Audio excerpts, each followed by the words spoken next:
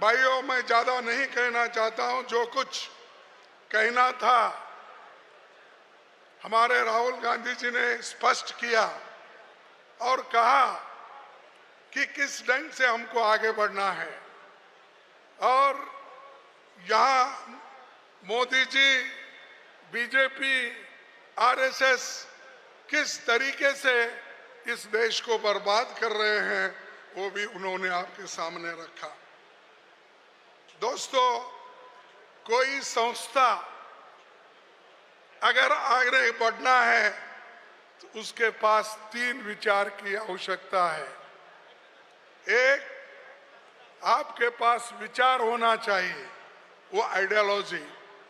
दूसरा, विचार, आचार और प्रचार। ये 3 चीजें जिस संगठन में होते हैं वो संगठन आगे बढ़ता है।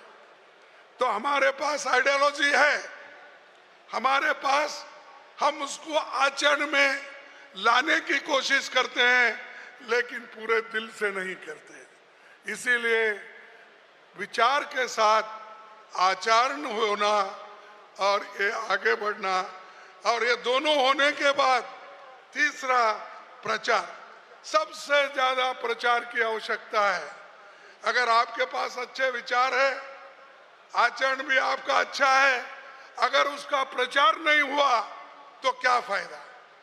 जैसा कि राहुल गांधी जी ने एक बहुत बड़ी यात्रा निकाली, मैंने सुबह बोला, कन्याकुमारी से कश्मीर तक, बहुत बड़ी मेहनत थी, लेकिन उसको आगे लेके जाने वाले लोग अगर नहीं है तो वो वहीं पर आइडियोलॉजी फेल हो जाती है। इसलिए मैं चाहता हूं यहाँ पर जो आए हैं इस आइडियोलॉजी को, उनके विचारों को, कांग्रेस के विचारों को आगे बढ़ाने की कोशिश करो, पीछे मत हटाओ। और दूसरी चीज मैं आपको कहना चाहता हूं, और एक, किसी भी संगठन के पास और 3 विचार होना चाहिए।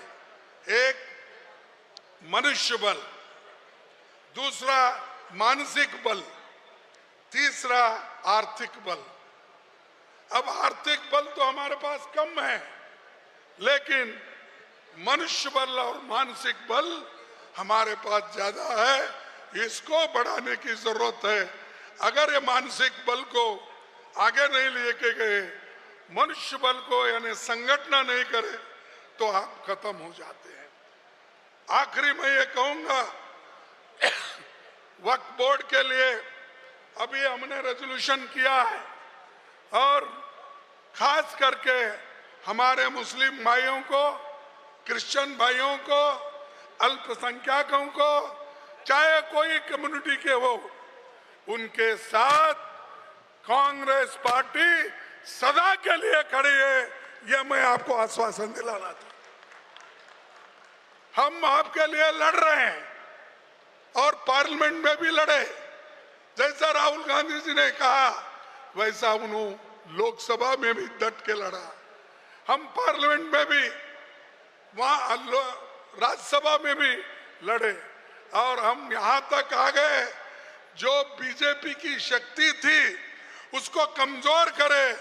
और हम जो हमारे पास जितने हम समझ रहे थे कि हमारे पास राज्यसभा में 81 मिलेंगे, लेकिन हमको हमारे 4-5 मेंबर जो हमारे अलायंस पार्टनर भी थे और इंडिया गठबंधन के लोग थे, उसमें 4-5 लोग एब्सेंट रहने के बावजूद हमने 97 वोट लिया।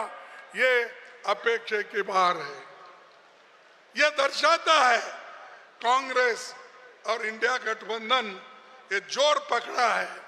और ये इसलिए कि आज आप देख सकते हैं कि वक्फ मुद्दे पे हम सब एक हो गए, कोई अलग अलग नहीं हुआ। हम हमारे साथ दूसरों को हम जोड़ लिए, लेकिन हमारा एक वोट भी कांग्रेस का हो दूसरे का नहीं गया। इसीलिए मैं यही चाहूंगा कि ये जो हमने तैयार किया है इंडिया गठबंधन, उसको तो जोर हमको देना ही है, उसके साथ साथ हम एक रह के आगे बढ़ना है। और एक बात मैं कहूंगा, जैसा राहुल जी अभी कहे कि उन्होंने ये कहा वक्त में तो एक मुसलमानों की या माइनॉरिटी की एक प्रॉपर्टी हड़पने का ये काम हो रहा है, क्योंकि जो भी वक्फ बोर्ड में प्रॉपर्टी है, जो वक्फ बोर्ड जो डोनेशन देते हैं, मुस्लिम देते हैं, हिंदू देते हैं और कोई धर्म के लोग भी डोनेशन दे सकते हैं। वक्फ ये एक डोनेशन का बोर्ड है। इसको डोनेशन दिए हुए जमीन को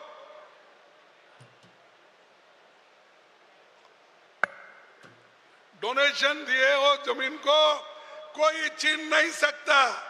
इसके लिए ही हम ये चाहते थे कि भाई वक्फ बोर्ड में नॉन मुस्लिम नहीं रहना, जैसा कि वक्फ बोर्ड में हमेशा मुस्लिम रहते थे, इस बार भी मुस्लिम लोग ही उसमें रहना, ये हमने वहां पर किया। क्योंकि कोई हिंदू टेंपल में मुस्लिम नहीं रहता, कोई गुरुद्वारा में नहीं रहता, या गुरुद्वारा में दूसरा और कोई नहीं रहता। अरे ये बात ये तो छोड़िए, अभी की बात अब राहुल जी ने जो बताई कि हमारे राजस्थान के एक अपोजिशन लीडर को मंदिर में जाके आने से वो बाहर आने के बाद गंगा जल वहां पर डाल दिया। अरे तुम गंगा जल एक हिंदू टेंपल के अंदर जाने के बाद गंगा जल डालते हो, को कितने दलितों को आपने ट्रस्टी बनाया, यह मुझे पहले बताओ। जब आप हिंदू धर्म के ट्रस्टों में हिंदू को नहीं डालते, अछूतों को नहीं डालते, पिछड़े लोगों को नहीं डालते, अति पिछड़ों को नहीं डालते, आपको क्या अधिकार है कि मुसलमानों के वक्फ बोर्ड में नॉन हिंदू डालने का, नॉन मुस्लिम डालने का?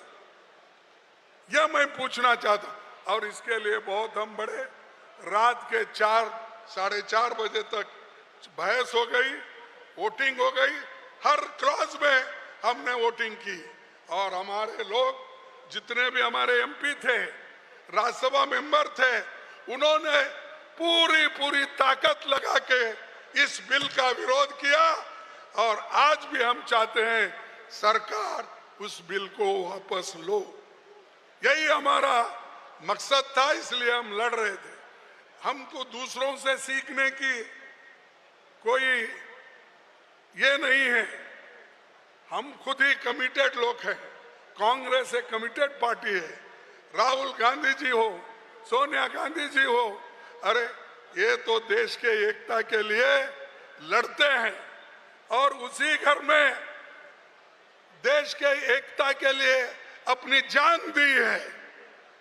इंदिरा गांधी जी ने जिस देश के एकता के लिए 32 गोलियां खा के प्राण छोड़ दी, और इसी एकता के लिए राजीव गांधी जी ने अपना प्राण दिया। और हमारी परीक्षा करने चाहते हो? नहीं, हम हमेशा गरीबों के साथ है, माइनॉरिटीज के साथ है, बैकवर्ड्स के साथ है, अछूत के साथ है, दलित के साथ है। और जो भी गरीब है, किसी कौम का हो, किसी जाति का हो, ऊपर जाति का हो, नीचे सबको भला करने के लिए, उसके समस्या को हल करने के लिए कांग्रेस खड़ी है, वो आगे रहेगी तुम्हारे साथ। इसीलिए मैं इतना ही कहूंगा, हम साथ दो, मिल के काम करेंगे और सब लोग कांग्रेस पार्टी का अगर साथ देंगे तो गुजरात में आने वाले चुनाव में हमारी पार्टी यहाँ गवर्नमेंट जरूर बनाएंगी। यह अतिशयोक्ति नहीं है।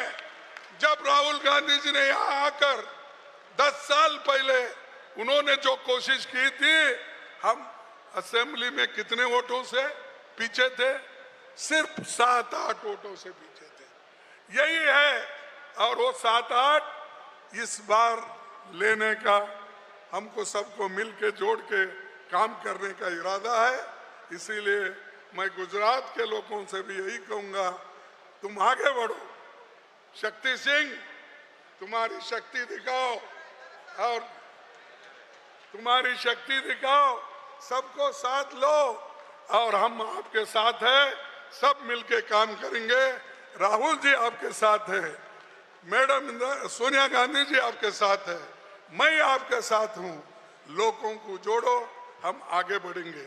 धन्यवाद और नमस्कार। इतनी बात। और आखिरी में एक जयकार करूंगा।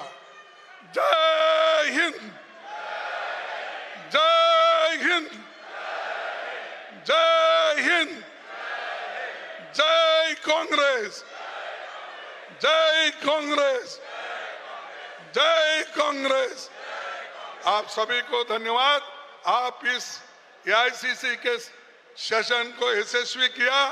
फिर एक बार आपको धन्यवाद देते हुए मेरे बात को खत्म करता हूं। जय हिंद।